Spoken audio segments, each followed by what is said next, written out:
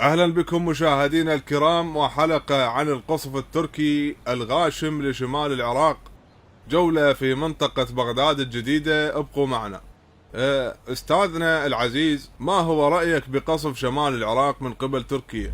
والله تركيا مو أوادم، يعني راد لهم رد أقوى من هجومهم. يعني هسه لو فد طيارتين من الجيش العراقي يقصفن سد مائي من سدود تركيا، هم نرد اعتبارنا وهم نرعبهم وهم نقطع الكهرباء اللي ياخذونها من السد، وهم يرتفع منسوب المياه بدجلة والفرات. كل هذا الفوائد تصير بطيارة وحدة F-16 وحدة فقط، وفنهم تركيا إذا ردوا بعد. أحسنت، والله تحليل ومعالجة محترمة.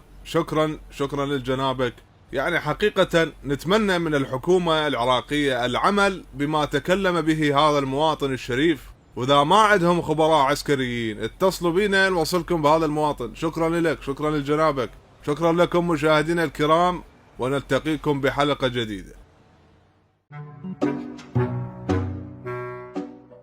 السلام عليكم ورحمة الله مشاهدينا الكرام، وأهلا بكم بحلقة جديدة. اليوم إن شاء الله نتجول في الشارع العراقي بحثا عن معاناة العراقيين ومناشداتهم ولمعرفة المسؤول عن التقصير. استاذ حسن، حياك الله، أهلا وسهلا. شلونك عيني؟ حياك الله. أنت شنو ولد بنية؟ ليش لابس برموده طالع كأنك موطب من الكبوس؟